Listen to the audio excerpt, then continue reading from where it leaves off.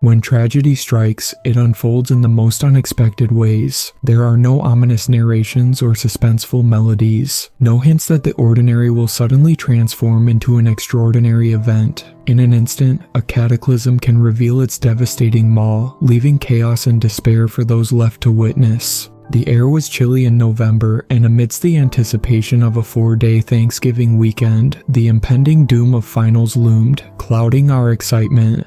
That morning, I was in my science class, doing my best on the final exam. Too quickly, in the blink of an eye, everything changed. The events that followed were both awe-inspiring and terror-inducing. As I recall, we were finalizing the evidence for our report when my ears popped as if I had rolled down the window of a speeding car. A jarring rumble shook the classroom, accompanied by a deafening blast that robbed me of breath. The fire alarm wailed as water rained down, drenching us. I sprang up from my desk with an odd adrenal focus. We hastily made our way toward the aisle, abandoning our finals. Surprisingly, we maintained a semblance of order. The fire alarm blared as our teacher guided us out, and we obeyed in a mix of fear and trust. Like frightened animals, we followed the teacher's lead, navigating the corridors to the nearest exit. We had to walk past my mom's classroom, and I wondered if I'd see her getting her kids out. As I turned the corner, her classroom came into full view, and what I beheld was a nightmare made manifest. My heart seemed to stop, yet its frantic pounding was louder than ever. My mother's classroom door, torn off its hinges, lay in a shattered heap against the opposite wall. The threshold was consumed by a furious inferno, raging uncontrollably. I was now the one to stand witness to this wake. I don't know what compelled me to charge into that blazing maw. Was it a delusion of invincibility, a desperate belief that I could save her like a superhero, or was it a simple act of need driven by an unexplainable force? I cannot say even now. I pushed through the flames and smoke, and as soon as I crossed the threshold, the fire ceased its anger, descending the staircase with the grace of a stumbling infant. I hardly registered the loss of footing halfway down. Adrenaline coursed through my veins, dulling the pain as I tumbled, and I regained my balance on the final steps. And there, at the bottom step, an impossible coldness enveloped me. The chill of the air permeated my senses as I departed the bottom step. Inside the room, obscured by dense smoke, the cries of anguish echoed. A nervous sweat broke out on my brow as I ventured forward, guided by the sound. The acrid stench of burning flesh and hair assaulted my senses, threatening to overpower me. Gradually, my eyes adjusted to the darkness, granting me the unwelcome gift of sight. I wish they had failed me. The horrifying images etched deeply into my psyche, charred bodies strewn across the floor, their limbs twisted and contorted. Some still smoldered, becoming consumed by thin lines of crimson that crawled greedily along their blackening skin, reducing it to ash. The scene was catastrophic. It was repulsive. A nauseating sensation crept up from within, that familiar prelude to vomiting. I fought to suppress it, driven by an instinct to reach the crying emanating from an overturned desk in the far corner of the room. That must be my mom, she's still alive, I thought naively. My path was obstructed by the lifeless forms of classmates. Deep down, my gut warned me to leave, but I ignored it. Almost reaching the desk, my attention was drawn to yet another body lying in my path. This one was slightly larger than the others. It took only a moment to realize the unthinkable. This was my mother. Her right side was gruesomely absent, her eyes clouded with milky white, and her jaw hung slack. She had lost an arm and a leg. Dead. My mother lay lifeless at my feet. The sound of sobbing erupted again, originating from behind the desk. No discernible words, just heartbroken sobs. Setting aside my grief for the moment, aided by shock, I left my mother's side to reach this person. The true magnitude of the disaster had not yet fully sunk in, the realization that no one could have survived.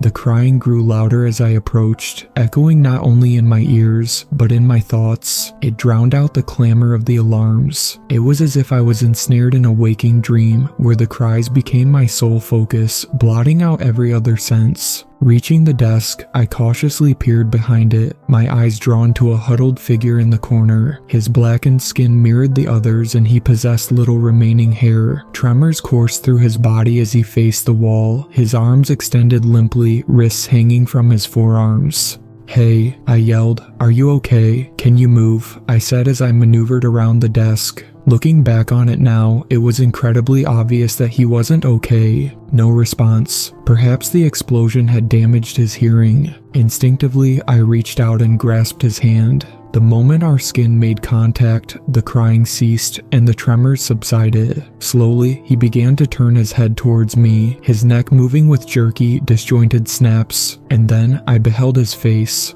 Leathery skin clung to his emaciated skull, while his wide eyes, milky gray and white, mirrored my mother's. Through a slackened jaw, brown teeth peeked out, devoid of lips. His broken nose sat withered upon his face. Completely naked, his leathery skin continued down his skeletal frame, with patches peeling off, revealing a putrid yellow fluid oozing from the infected wounds. I stood there in shock, taking in his convulsions and heaves. Suddenly, his head rocked like that of a newborn, and he took a ragged, strained breath. Then, he let out a sound unlike anything I had ever heard.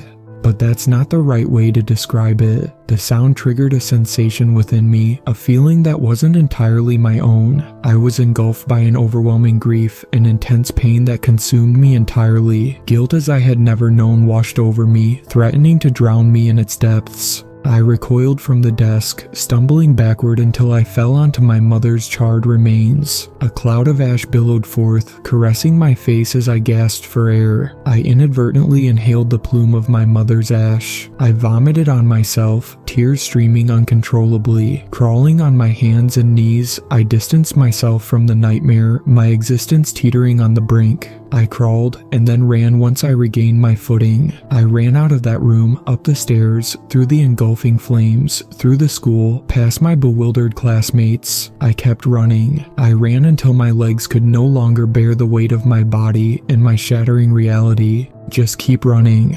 Eventually, I collapsed in a local park where the police discovered me. The cold, crisp grass cradled my face, leaving damp imprints in unison with my tears. The officer who found me sat silently beside me in the field, offering no words of advice nor encouragement. We both began to shiver as the cold crept into our bones. I laid in that field until I succumbed to exhaustion and fell into a fitful sleep.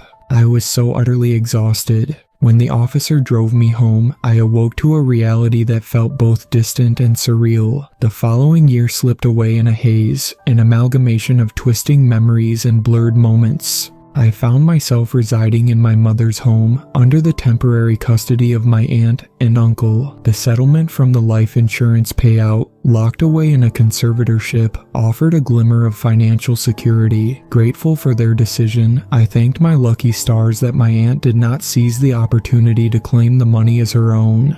Instead, she handed me a substantial sum of cash. It was an overwhelming amount for a 17-year-old to possess while grappling with the weight of newfound responsibility. In due course, I was granted emancipation, propelled forward by financial freedom. Little did I know that this freedom would become a catalyst for a destructive spiral, deepening the void within my soul with every regretful choice. The passing months merged, as if time itself was nothing more than a fleeting illusion. I was constantly oscillating between moments of heroin-induced intoxication and near unconsciousness. My days were spent in a perpetual state of chasing a fragile equilibrium. And so, as predictable and anticlimactic as it may sound, I succumbed to the overwhelming grip of a heroin overdose. I vaguely recall the nature documentary playing in the background as I craved another hit. Preparing the syringe, I found a suitable vein, and the liquid bliss coursed through my veins, flooding my senses. Was it my fifth hit? Sixth? More than I had ever done before.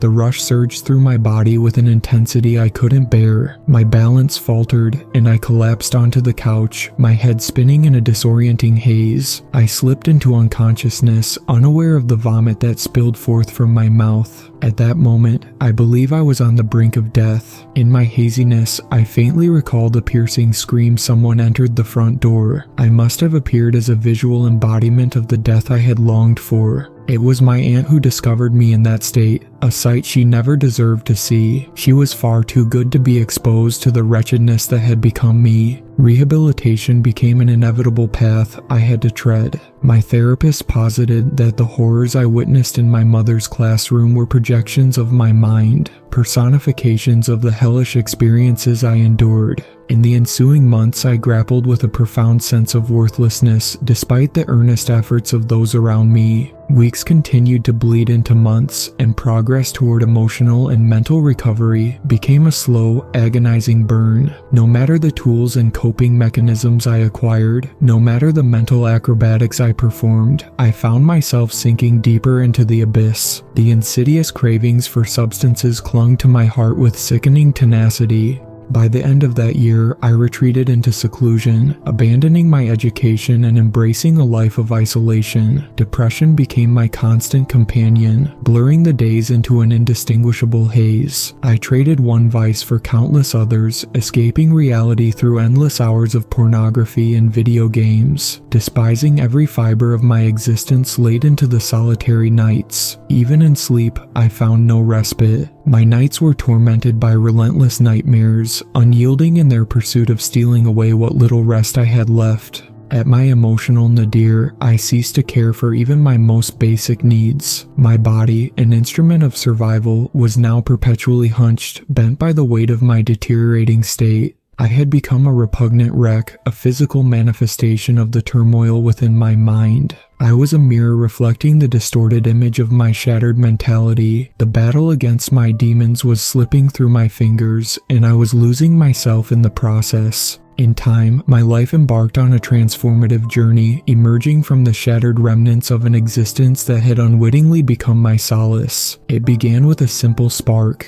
An eruption of laughter. It was not a mere chuckle or a fleeting smirk. It was a belly-deep laugh that reverberated within me. The sound itself was foreign to my ears, stirring confusion and exhilaration. At that moment, I felt immense pride swell within me. Soon after, I shed my former self, transitioning from a reanimated corpse to an animated being. My new addiction became growth, and I pursued it with fervor. I constructed a fortress, a barricade to withstand the relentless onslaught of my mind. I tamed the internal chaos that had consumed me, gradually reclaiming control over my destiny.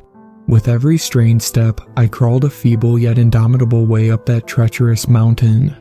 Knowing I had to venture beyond my childhood home to nurture my emotional development, I decided without hesitation. I relinquished my home to my aunt, packed my belongings, and embarked on a journey to Florida. Florida became my homestead. I found refuge in a vacation cabin amidst the serenity of the Everglades. There were no neighbors for miles around, and the land belonged to a kind couple whom were seldom present. The cabin, nestled within a dense, humid forest, provided ample opportunity to confront my innermost thoughts, aiding my recovery. Though reclusive, I reveled in newfound freedom. The forest around me was a testament to nature's magnificence. It thrived with beauty, teeming with life and vibrant hues. Birds sang, insects hummed, and the sun set gracefully. It was a stark contrast to the desolate nights I had once known. Occasionally, I would venture to an ocean-fed creek a stone's throw away, indulging in peaceful fishing. With each passing day, I slowly fortified my resolve, gathering the shattered pieces of my courage. The journey ahead remained daunting, but still, a glimmer of hope illuminated the path ahead. I clung to the belief that someday, somehow, I would break free from the clutches of this fear. It was precisely what I had yearned for. My life had become my own again. Though the memories of that night still carried pain, they had become more bearable. I was on the verge of uttering those elusive words, "I am happy," until the nightly lamentations found me, the anguished cries piercing the silence, a relentless reminder of the entity that haunted me. Sleep became an elusive luxury, for as darkness descended, the wails shattered any chance of rest. Daylight offered a brief respite. The cries became a force that unleashed forgotten pain, shattering the barricade I had erected. The dormant rancor within me stirred, awakening with a vengeance. My inner turmoil returned, engulfing me in a tempest that left me gasping for breath. My resilience crumbled like sand slipping through trembling fingers. The laughter that once danced upon my lips died in my throat. I broke quickly, so quietly. Then, one night, I stirred from a nap that had inadvertently consumed me. A strange sensation tugged at my consciousness, rousing me from my slumber. The room was shrouded in stale silence, the clock displaying 1:26 a.m. It was the dead of night, yet mercifully devoid of the haunting cries. With cautious curiosity, I rose from my seat and made my way toward the front door, spurred by newfound audacity. I recall thinking I should step outside, prove to myself that nothing is there, prove the crying is simply in my head. As I approached the door, I envisioned walking outside and wondered where I should go. That night, the air was eerily calm, devoid of the usual bug song. I pressed my face against the small window on the door, peering into the darkness beyond, fully expecting to find only an indistinct shadow. But to my horror, there it stood, staring back at me with an intensity that sent shivers down my spine. Our faces were separated by a mere fraction of an inch of glass, locked in a macabre face-to-face encounter. A cacophony of screams erupted, shattering the once tranquil air and sending tremors through my home. The glow from the kitchen illuminated his face, etching its haunting contours deep within my mind. His quivering jaw moved erratically, a grotesque dance of opening and closing with each labored breath. Each exhale birthed a clinging mist, smearing the glass with intricate patterns, transforming its surface into eerie artistry. His vacant eyes remained fixed ahead, devoid of recognition, as if ensnared within the clutches of unyielding madness. With unsteady steps, he gradually retreated, his form shrinking into a crouched position mere feet away from my door. There was no denying the presence before me. Frozen in shock, I stood there, grappling with a maelstrom of emotions. Fear, curiosity, and twisted fascination intertwined, forming a turbulent whirlwind of conflicting impulses. Though an unsettling truth settled within me, there was no denying the raw reality of his existence. This was no figment of my imagination. It was a chilling encounter with a realm beyond comprehension. My scream tore through the air, an instinctual response fueled by primal emotions. No coherent words could encapsulate the overwhelming turmoil within me. Anger, fear, and frustration merged into a sickening sensation that gnawed at my core. I had grown tired of sleepless nights and a life that no longer felt like mine. I had escaped across the country to flee from this, yet here it was, huddled just feet away, mocking my desperate attempt at solace. It felt like a cruel joke my own mind was playing on me. "Leave me alone," I shouted, my voice cracking as tears streamed down my face. "Please, just leave me alone." My cries resembled the agonized wails of a wounded and trapped animal, raw and untamed. Outside, the creature continued its relentless screams, rising to its feet again with a disjointed movement. It approached my door, its contorted posture resembling the grotesque position of a late-stage tetanus patient, skin tearing as it leaned. "Leave me alone," I yelled again, unleashing a surge of pent-up emotion that had been dormant for far too long. But my plea fell upon rotting ears that could not comprehend or sympathize. It reached my door. I had rehearsed this moment in my mind. Over and over I had imagined how I would confront and eradicate this embodiment of my deteriorating sanity. I had chosen this entity as the symbol of my mental decline, the effigy upon which my deserved future lay flayed in a blood eagle-like fashion, offered to the altar of my current reality. Driven by panic and rage, I grabbed the fire axe above my table, my body moving mechanically as I propelled myself back toward the barrier that separated us. A wordless scream of terror, revulsion, and hatred erupted from deep within me as I crashed through the door, my clenched teeth unable to contain the overwhelming intensity of my emotions. The creature was struck by the door, its body forcefully pushed backward, eliciting a feral gasp from its throat. Now I was determined to end it. "Kill it. Kill me. Candle. Kill." The words reverberated in an unsettling loop within my mind, out of sync with each other, fueling my purpose as I prepared to face the culmination of my anguish. In a whirlwind of uncontrolled movement, I tumbled down the steps, my body flailing as I crashed onto the ground. Before I could fully process the fall, I found myself on my feet, instinctively rising without conscious thought. and there it was, face to face with me, its breath uncomfortably warm and sticky against my skin. The putrid stench of decay invaded my nostrils, causing me to recoil in demoralized repulsion. I felt my courage waver and my resolve crumble. I realized I was not strong enough, not capable of facing this. I backpedaled until I was pressed against the wall of my house. Then it screamed, convulsed, and trembled before me, its milky eyes fixed on an unseen horizon, its hands stretched out, reaching for something beyond my comprehension. With that scream, a surge of courage and rage flooded my being. It was the same as it had been all those years ago in the school, an overwhelming flood of emotions that were not truly mine to feel. It's difficult to articulate, but I embodied those emotions and allowed them to engulf me, to consume me. Kill, the word reverberated relentlessly in my mind. Springing forward with a wild scream, I swung the axe with all my might, the blade sinking deep into its side. The sensation of bone deflecting the force of my strike is etched into my memory, never to be forgotten. Blood and other fluids sprayed from the wound as it took a few faltering steps to the side, pushed by the momentum of my assault. The creature ceased its cries, its tremors, its breath. Time stood still, and it finally turned to look at me. Fear held me captive under its gaze. We stared at each other, locked in a moment that felt like an eternity. Foul breath washed over me once more, seeping into my senses. Beyond that, nothing happened. We simply stood there locked in a silent exchange. I willed my frozen bones to thaw, my mind transitioning from terror and frenzied rage to something else. It wasn't pride, but rather a different, indescribable emotion. Yet, it carried a sense of triumph, I believe. Unbeknownst to me, it had reached out and gently grasped my arm, its touch going unnoticed until it began to speak. "I never meant to scare you," he rasped, his voice torn and ragged, struggling to emerge between shallow breaths. "I'm sorry. This has to happen to you," it uttered, its words filled with agony and desperation.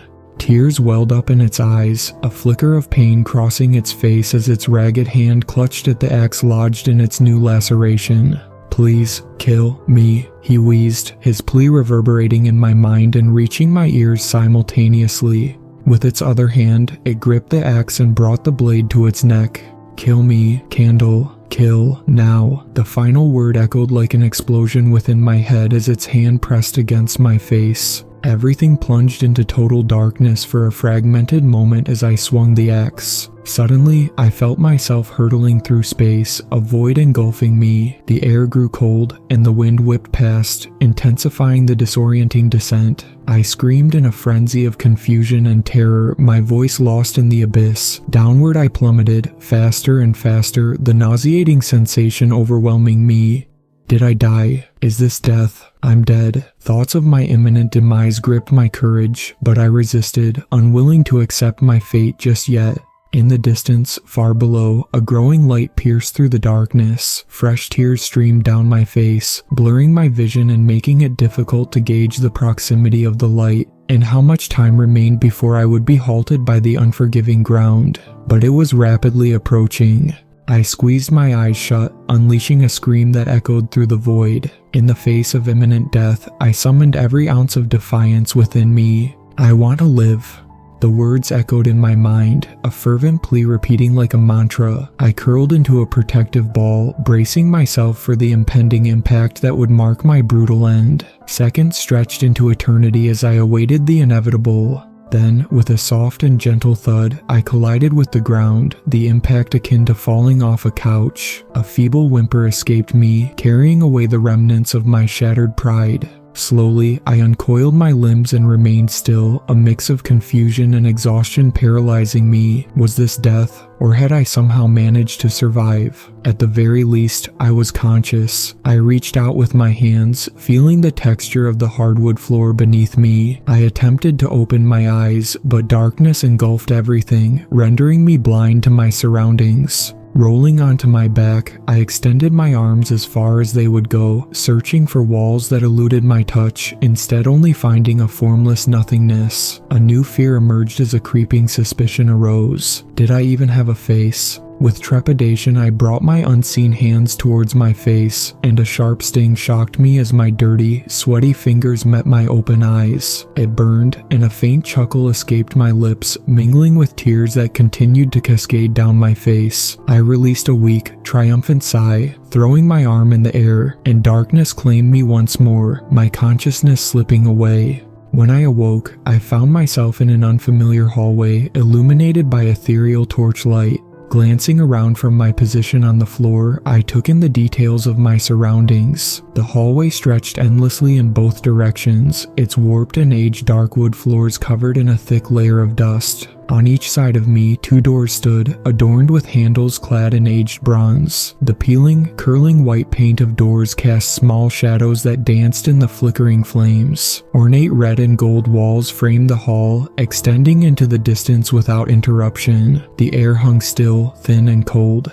I pushed myself upright, drawing a reflexive breath just to find that my lungs refused to cooperate. I couldn't draw in the air, an unsettling revelation that further shook my fragile state. Yet, amidst the disquietude, an unexpected acceptance settled upon me. Maybe I truly am dead, I mused while massaging the space between my eyes. And perhaps this is limbo or some other place beyond the realm of the living. Standing before the doors, I brushed off the accumulated dust as my fingers traced the bronze knobs. I attempted to turn the knob of the door on my right. It remained resolute, refusing to budge with my attempt. I turned my attention to the door on my left, hoping for a different outcome. Yet, once again, my efforts proved fruitless. The doors remained firmly shut, denying me entry. A sense of resignation settled over me as I contemplated the possibility that I had indeed entered a land of limbo or purgatory where the deceased wandered aimlessly, seeking answers and respite. If there were lessons to be learned or tasks to be fulfilled, I had yet to discover them. But the absence of purpose, the prospect of eternal nothingness, weighed heavily on my soul.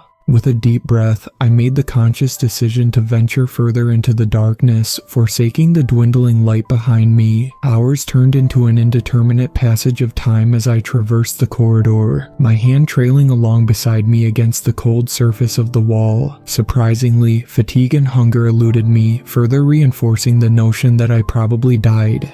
If this was the extent of my existence, an eternal cycle of aimless wandering, I yearned for something more. The prospect of mere nothingness, devoid of purpose or meaning, felt like a reality abandoned by the gods long ago. Determination and desperation mingled within me, urging me to maintain my pace and to keep moving forward despite the uncertainty. And then, a sudden burst of light ruptured the darkness behind me, catching me off guard. The icy tendrils of fear gripped my chest, causing me to flail and stumble, my yelp swallowed by the darkness. With a surprising display of grace, I flopped heavily on my stomach.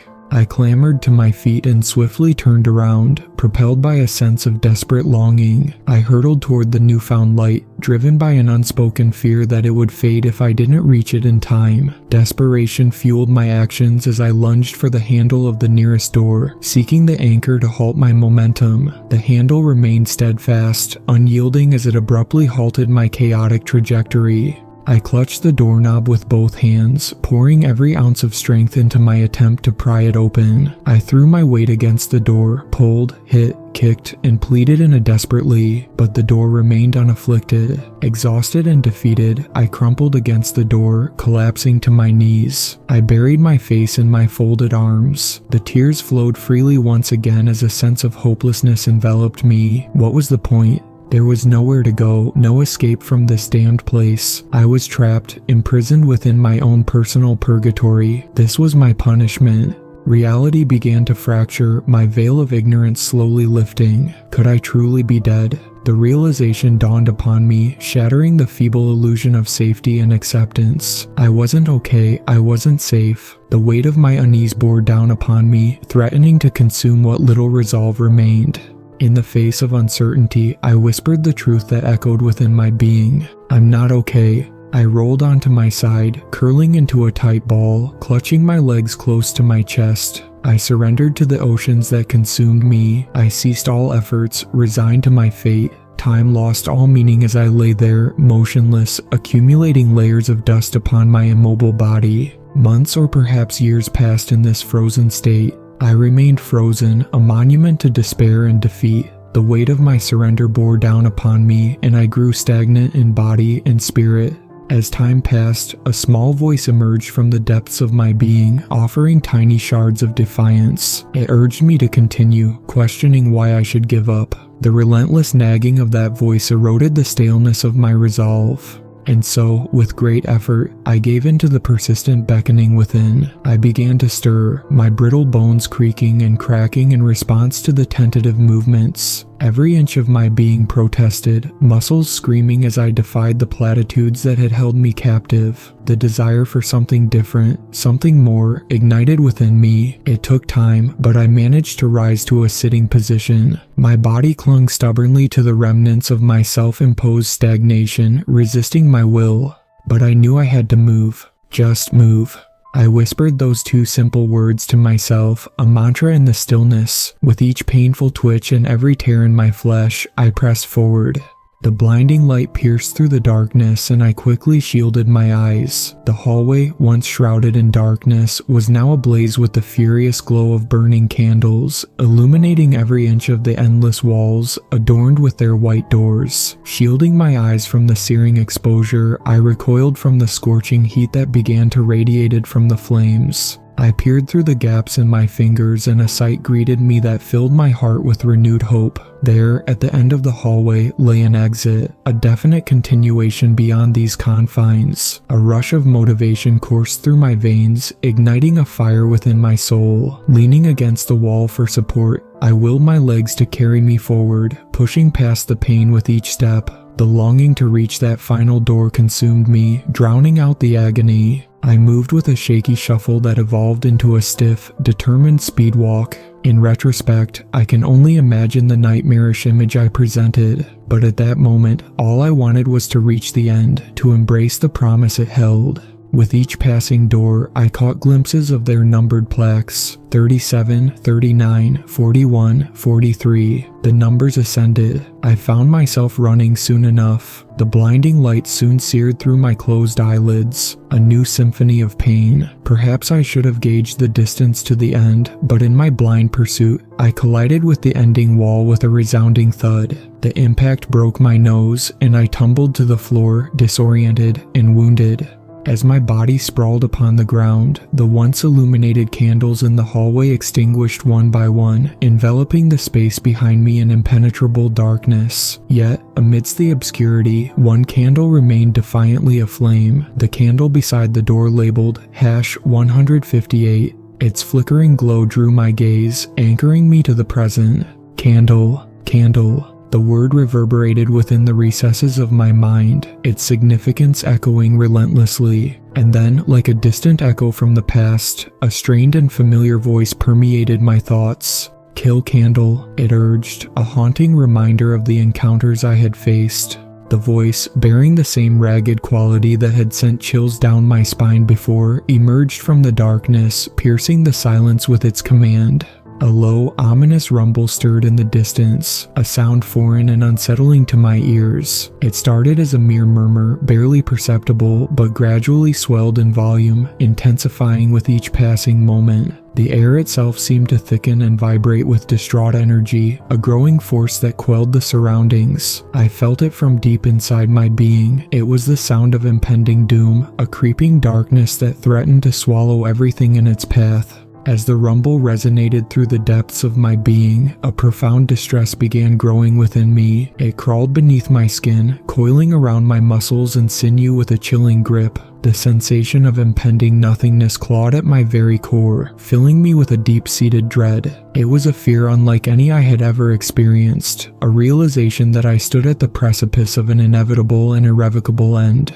The weight of this knowledge settled heavily with a visceral stab of anxiety that sent tremors through me. The world around me seemed to hold its breath as if bracing for the impending collision with an unimaginable force. I stood helplessly transfixed, caught between fight and flight, a deer in headlights. The rumble grew louder, reverberating with a resonance that shook very fabric of reality, and it quivered under its weight.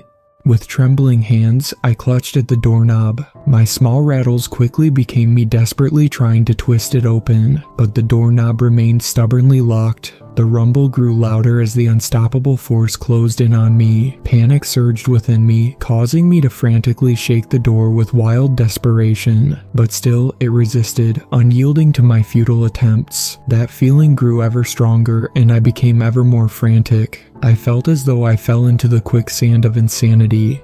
Kill, candle, the words thundered in my mind, echoing over the impending roar that threatened to consume me. It was a command, a directive to extinguish the flame. In a moment of clarity amidst the chaos, I realized what I had to do. I reached out, smothering the candle's flame with my bare hand, and at last the door swung open. I was violently thrust forward, pulled into the void. The deafening roar receded, replaced by a disorienting rush of motion as I spun and flailed, completely at the mercy of another unseen force. Control slipped from my grasp once more, leaving me to surrender to the unknown as I flipped and spun through the void once again. Abruptly, the tumult ceased, and I found myself standing outside my own house, a surreal tableau frozen in time. There, I witnessed an enigmatic moment. A version of myself suspended mid-swing, the axe poised to strike the creature's neck. It was a fractured moment of the reality I had left behind all that time ago, a moment frozen in space and time.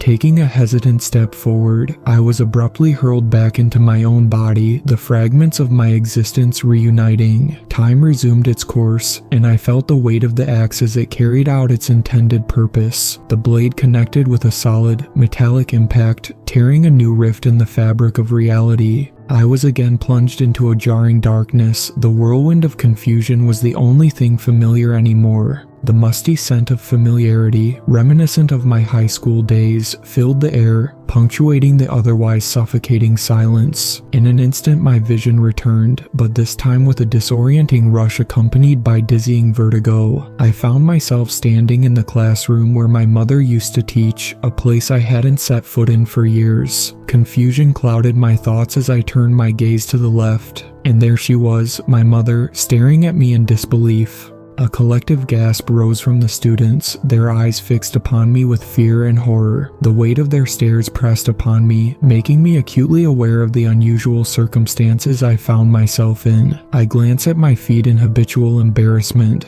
and there I noticed the axe embedded in the gas line, emitting an ominous hiss that sliced through the thick silence. My eyes darted back to my mother, and on her desk, illuminated by a solitary burning candle, my gaze fixated. The word echoed relentlessly in my mind, its significance growing with each repetition. Candle, the candle, the candle. In a reflexive surge of urgency, I released my grip on the axe, discarding any semblance of thought, and propelled myself toward the desk. But my efforts were in vain, for as my fingers reached out, a catastrophic chain of events unfurled before me. In an instant, the classroom erupted in a fierce eruption, an inferno that devoured everything in its path. The sheer force of the explosion shook the very foundation of reality, hurling me against a wall, my body crumpling behind a nearby desk. Charred and broken, my form bore the scars of the blast, yet my consciousness stubbornly clung on. I felt pain unparalleled to any other I'd experienced so far. Amid the chaos, I gathered myself and began to crawl toward my mother's mangled figure. She lay there, torn asunder, yet desperately still clinging to life. With every ounce of strength left in me, I painstakingly dragged my injured body toward her, my movements a testament to sheer determination. My hand reached out, seeking connection, but instead encountered a severed limb. Undeterred, I reached my mother and she extended her remaining arm, seizing my hand with a desperate grasp, our bond unbroken even in the face of such devastation. "Mom," I sobbed, my voice choked with anguish. Tears streamed down my face as I knelt over her broken form. "Mom, I'm sorry," I cried out, my words punctuated by deep sobs. "I'm so sorry, Mom." Her eyes met mine, and in that delicate moment, she mustered all she had to utter, a sweet whisper, "I love you." She barely managed a weak attempt at a smile gracing her lips, but as her grip weakened, her hand slipped away, surrendering to the pull of gravity. I collapsed once more, pressing my head against her scorching shoulder, the flames from her burning clothes licking at my tear-soaked eyes. At that moment, the white-hot pain of loss eclipsed any physical pain I might have felt. The realization struck with cruel clarity. I hadn't succeeded in extinguishing the candle. I had failed once again, repeating the cycle for the 158th time. The weight of my failure bore down on me, crushing my soul into a cloud of fine dust to be carried away with the hellfire that consumed my surroundings. I didn't deserve the reprieve of holding my mother. I needed to escape from the desolation I had wrought. Crawling on hands stained with her blood, I retreated to the corner of the room. My arms hung limply at my sides, my body trembling with a mixture of guilt and revulsion. I didn't want to touch anything, especially not myself. I recoiled from my own skin, my hands, the instruments of her demise. I wanted to shed my skin as it pressed its decrepit form ever closer to my heart. "I killed my mom," I whispered, the words heavy with self-condemnation. I trembled uncontrollably, consumed by my otherworldly screams of anguish and sorrow that shattered the air. Suddenly, a voice pierced the chaos from behind me. "Hey," it yelled urgently, "we have to get out. There's a gas leak." A hand reached out and grabbed mine. As I turned to face the source, a jolt of recognition coursed through me. I was staring at myself. Another version of me, yet somehow different, younger. At that moment, I realized with terror that I had become the embodiment of the nightmare. I screamed a primal cry of disgust and horror, forcing the other me to retreat in a frightened flurry. Days have passed since then. After the younger me fled, I was pulled back to our timeline, this timeline, for the final time. I hope my journey was enlightening, entertaining. I hope you won't stagnate as I did. And if you ever find yourself stagnant, placated, absent, and it's the why that keeps you down, then you should also ask yourself, why not? Your reasons just might be enough to move forward again.